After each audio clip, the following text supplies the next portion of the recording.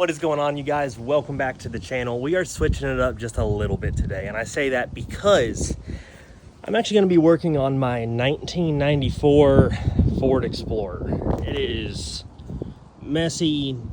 Previous owners got in an accident in it once, so the front end's a little bit crunched. It's really just my beater, my daily driver. It gets me where I need to go. It does a good job at it. It's comfortable. I've got an audio system in it, nothing crazy, just enough for me to be able to ride around and enjoy the vehicle for what I need it for. So today, however, we are doing a oil change and a transmission filter change, as well as a fluid flush of it, like you kind of have to when I'm putting it back together. It had a transmission fluid leak in the past, and when I got the car, I actually had to put head gaskets on it because it had blown a head gasket.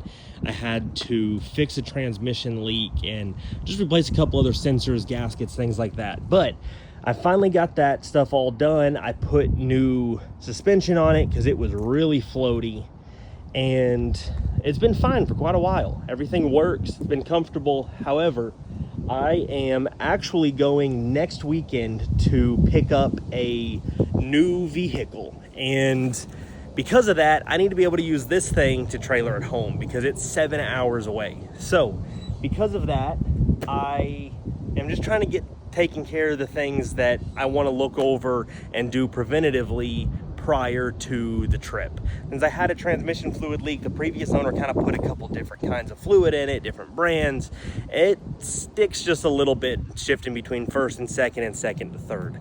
It's not a super uncommon thing to see with these transmissions. However, I do want to try to fix it. I got a slip fix, the Lucas oil additive, to be able to add to the transmission, and I have heard great things about it. So I wanted to bring you guys along, let you guys see a little bit of the maintenance side of some of the other vehicles that I have, and this just so happens to be one of them. So I will get right to it, and I'll get back to you guys here in just a bit.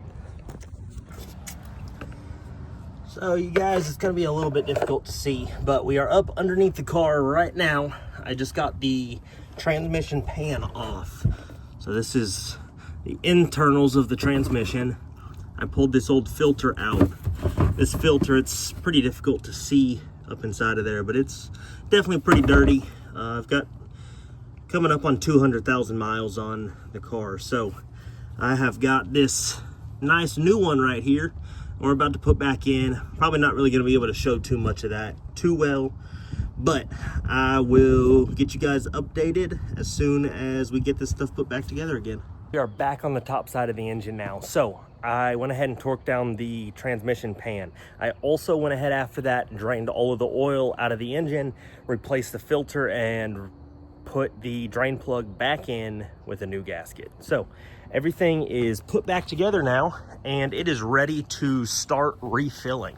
So I have got a couple of things, but we are going to be using some Valvoline full synthetic max life transmission fluid and some Valvoline full synthetic 10W30 engine oil.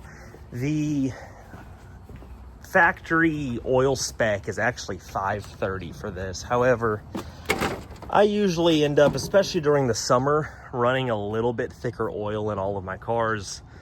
It helps, especially with something that's older like this. I haven't ever seen any negative effect. I've seen some positive effect depending on the vehicle. So you guys don't have to. It's not going to hurt the engine to run exactly what it calls for. However, during the summertime especially, I do usually up the weight just a little bit. When you refill the transmission, you need to fill it to the full line. Then you actually have to run the car because it's got to make sure that it's pumping fluid through every bit of all of the valves, the lines, everything internal to the transmission, especially, well, actually only manual transmissions do have coolers and stuff on them that can pump fluid through them. However, automatic transmissions run at a very high internal pressure to be able to shift. So to be able to do that, they have fluid running throughout the entire thing. So to be able to get it fully filled and ready to be used, you have to run the car and let it run while you're checking the fluid, and you want it to be running up to operating temperature, and then you'll cycle it into drive, into reverse, just run it through a couple of different gear selections back in park, be able to check the fluid, and after it's fully up to temp and you've ran through all the gear selection and it is still full, that is when you know the transmission is actually good to go. And since, like I mentioned, this transmission has had a little bit of an issue shifting between first and second and third, I went and got some of this Lucas Transmission Fix Stops Slips. That is the stuff, like I was mentioning, that I have gotten pretty good reviews on, and I figured I'll throw some of it in here and see if maybe it will help lubricate some of the shifting solenoids that's causing it to shift hard.